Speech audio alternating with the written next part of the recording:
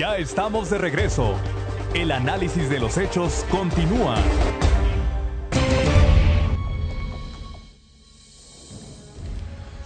Mire, este tema nos interesa a todos los mexicanos. Por supuesto que a esta hora ya está la resolución de la Suprema Corte de Justicia de la Nación en relación con la vigencia o no de dos legislaturas concretas.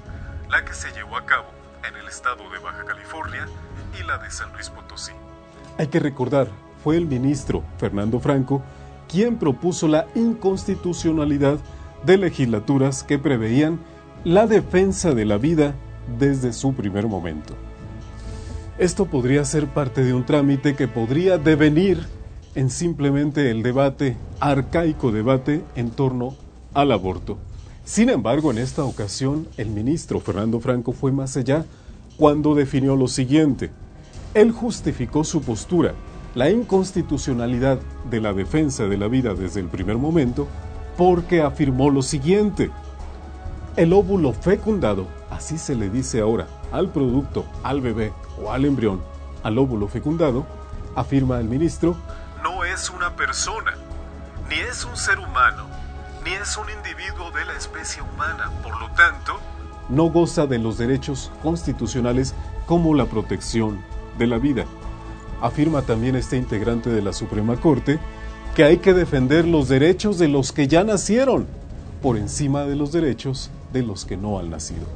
¿Qué fue lo que pasó finalmente en esta controversia tan importante en nuestro país en la Suprema Corte? En nuestro buen amigo David Mendívil, a través de su tercer tercio, quien nos dice cuál fue la resolución final en torno a este importante debate.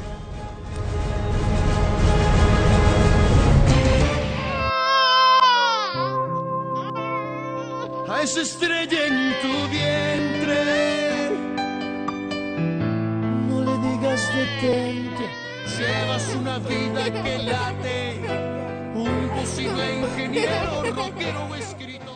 Tres toreros alternantes en una tarde de toros deben de tener exactamente las mismas oportunidades de éxito, sin distinción de ningún tipo.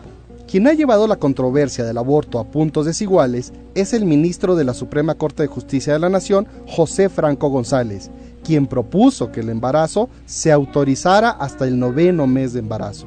Los argumentos de este ministro eran los siguientes. El producto concebido no nacido no es ser humano, ni individuo de la especie humana, ni persona titular de los derechos. Si se protege al no nacido, significa limitar los derechos de las personas nacidas, que sí son verdaderas personas.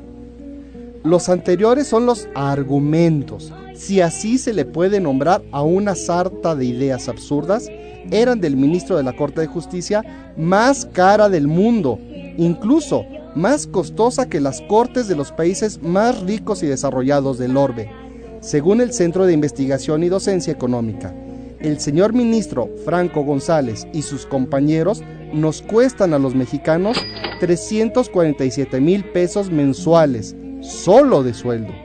Pero el trato no es igual en nuestro país, ya que el Distrito Federal tiene soberanía y poder de legislar localmente, pero no los estados. Recordemos que en mayo del 2007, la Comisión Nacional de Derechos Humanos y la PGR interpusieron un recurso de inconstitucionalidad ante la Suprema Corte de Justicia de la Nación, debido a que la Asamblea Legislativa del DF aprobó el aborto hasta las 12 semanas de gestación.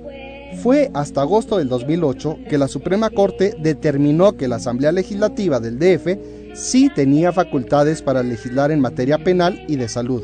Hasta ahí vamos bien, pero ahora resulta que la Suprema Corte de Justicia de la Nación, o por lo menos la mayoría de los ministros que la integran, no estaban de acuerdo en que el resto de los estados que conforman la República Mexicana legislaran localmente, como lo hizo el DF, con la diferencia que las 18 entidades que no han aprobado el aborto, por el contrario, han elevado a la vida a rango constitucional desde el momento de la concepción.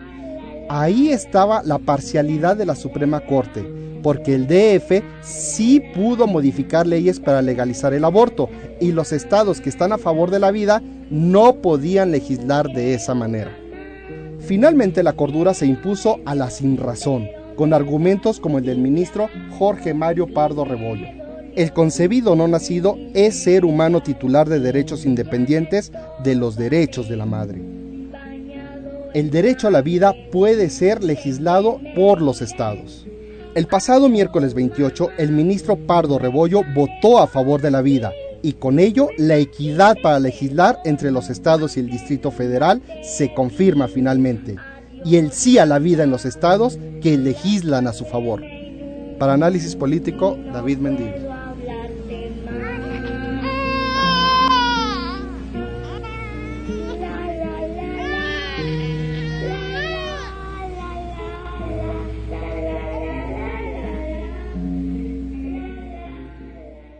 Mantente informado las 24 horas. Síguenos por internet. Análisispolitico.com. Continuamos.